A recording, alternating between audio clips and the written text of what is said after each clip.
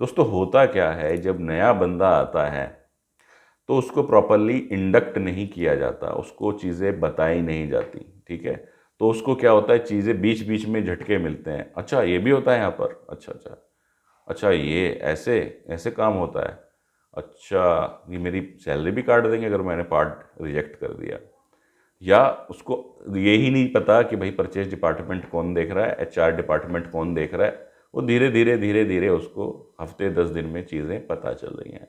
उन सब से बचने के लिए क्या होता है, एक इंडक्शन ट्रेनिंग प्रोग्राम तैयार किया जाता है। ये होता दोनों के लिए है, वर्कर के लिए भी और स्टाफ के लिए भी। उसमें क्या होगा, एक तो चेकलिस्ट होगी इंडक्शन की सबसे पहले, कि भाई आप जब नया एम्प्लॉय आएगा उसको कैसे इंडक्ट कराओगे। उसके बाद में सारे डिपार्टमेंट का इंट्रोडक्शन होगा, कंपनी पॉलिसीज़ का ओवरव्यू होगा। उससे पहले क्या होगा, कंपनी का भी इंट्रोडक्शन होगा कि भाई कंपनी क्या है, कैसे काम करती है, क्या प्रोडक्ट है, क्या कस्टमर है, कब बनी थी, कैसे हम ग्रो कर रहे हैं, हमारी पॉलिसीज़ क्या हैं। देन उसको हम इंडक्शन के हिसाब से ट्रेनिंग प्लान करते हैं। तो इससे क्या होता है, जो नया बंदा आता है उसको पूरी जानकारी मिल जाती है कि अगर मैं एज ए प्रोडक्शन हेड आया हूँ तो प्रोडक्शन हेड के तौर पे मेरी क्या जिम्मेदारियाँ हैं। ठीक है, मेरे को क्या क्या चीज़ें मिली हैं। जैसे मेरे को लैपटॉप दिया, किसी ने सिम दिया, तो उसका कहीं लिखित में ब्यौरा ही नहीं है। लेकिन अगर आप इंडक्शन ट्रेनिंग प्रोग्राम बनाओगे तो उसके अंदर एक एसेट एलोकेशन का सिस्टम आएगा कि हाँ भाई मेरे को ये एसेट जो है वो मिला हुआ है। ठीक है, वहाँ से मैंने एसेट को लिया हुआ है कंपनी से, कल को मैं छोड़ के जाऊँ तो मेरी जिम्मेदारी बनती है कि मैं अपना हर डिपार्टमेंट से नो ड्यूज़ साइन कराऊँ कि भाई मैंने जो आपका एसेट था आईटी डिपार्टमेंट में जमा करा दिया, अकाउंट्स डिपार्टमेंट से मेरे पास कोई लेन देन नहीं बनती है, परचेज से कोई लेन देन नहीं बनती है, स्टोर से मैंने कोई कागज़ पत्र या लेन देन नहीं बनती है। तो इस तरीके से क्या है कि एक क्लैरिटी हो गई कि जब कोई नया एम्प्लॉय इंडक्ट करेगा तो उसको क्या क्या चीज़ें करनी है वो हमने सारा उसको बता दिया, समझा दिया, उसको पूरा ओवरव्यू मिल गया। तो ये करते कैसे हैं उसका भी फॉर्मेट हम लोग देख लेते हैं इंडक्शन ट्रेनिंग का। आपकी स्क्रीन के ऊपर जैसे ये आ गया इंडक्शन ट्रेनिंग का, सबसे पहले तो यहाँ पर आपको क्या दिखाई दे रही है, चेकलिस्ट दिखाई दे रही है। तो चेकलिस्ट के अंदर क्या है कि ये चीज़ें आपको फॉलो करनी है। देन अपना जिसने इंडक्शन कराया उसके यहाँ पे साइन लेने हैं, उसका नाम, और एम्प्लॉय के भी यहाँ पर साइन लेने हैं और उसका नाम कि हाँ भाई मेरा इंडक्ट हो गया।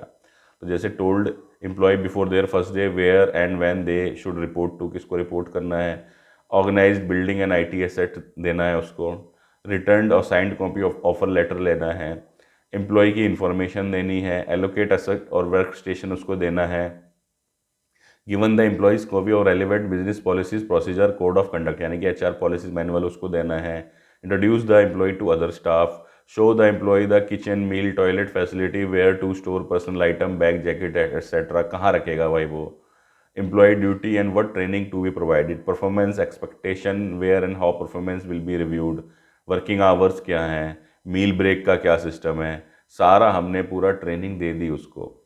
इस पे हम यहाँ क्या करेंगे, टिक करते जाएंगे कि भाई ये वाला मेरा काम हो गया, मैंने यहाँ पर क्या किया, उसको ऐसे एक टिक मार दिया कि भाई ये मेरा काम हो गया है। ठीक है, तो इस तरीके से आप यहाँ टिक टिक करते जाओगे और उसके साइन करा लोगे कि भाई जिससे कि कोई चीज़ आपसे छूटे ना। देन उसका ट्रेनिंग का सिस्टम आ जाएगा कि डे 1 पे उसको क्या ट्रेनिंग देनी है, फॉर एचआर एडमिन ने पूरा डे 1 पे समझा दिया, डे 2 पे क्वालिटी से संबंधित चीज़ें बता दी, डे 3 पे सेल्स, अगर उसका सेल्स से कुछ लेना देना है तो वो समझाया हमने। फिर देन प्रोडक्शन की ट्रेनिंग आ गई, यहाँ गलती से क्वालिटी लिख गया है, प्रोडक्ट ऑपरेशंस की आ गई, सेफ्टी की ट्रेनिंग आ गई। ठीक है, और इसके अंदर क्या है, general production company policies, introduction about the machine and function, training about the sales procedures, quality check sheets about SHE policy. तो यहाँ पर इस हिसाब से हम उसको ट्रेनिंग देंगे, पूरा उसका रिकॉर्ड बनाएंगे, और ये हमारे पास ट्रेनिंग का मटेरियल भी होना चाहिए। ये नहीं कि हमने यहाँ लिख दिया और उसको टिक टिक मार के साइन करा दिया। तो इससे क्या होगा, आपका जो इंडक्शन का प्रोसेस है बड़ा ही आसान हो जाएगा। एम्प्लॉई बड़े ही आसान तरीके से आपकी पूरी कंपनी की जानकारी उसको मिल जाएगी और उसको ईजी रहेगा काम करने में।